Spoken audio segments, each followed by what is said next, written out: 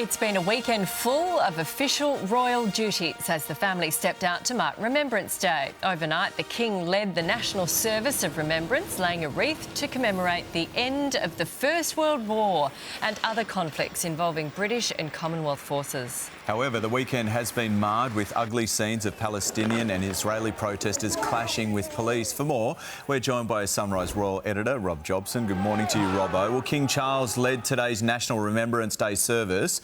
It was a special weekend for the royals. It was, and an important one, because obviously the King leading his family in remembrance with the service today at the Cenotaph and last night with that incredible performance at the Albert Hall.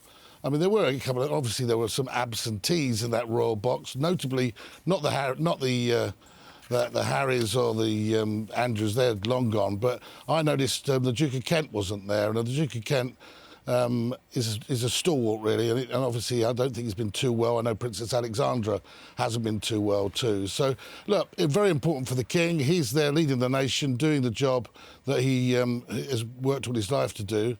And I think he did it immaculately. And all those guys that were marching by, I was in the same hotel as them, and they were all up at 4:30 in the morning as the Sergeant Major was barking their orders at them. It was really something to see. You know, some of these guys well into their 80s. Yeah, and there were these ugly protests, weren't there? And then, so we're seeing this shot now of Queen Camilla and Kate on the balcony. Yeah, I mean, I think, doesn't Kate look absolutely immaculate, and the Queen too? I mean, really a good duo. They're very getting closer from what I've heard. I mean, they weren't always the closest to, but there were a lot, you know, ever since the Meghan and Harry departure, these two have really been working hard to support the King, because you know, that's part of what the role is for them to do. And I think that we've seen a lot of. I was in Kenya with the King, and it was quite.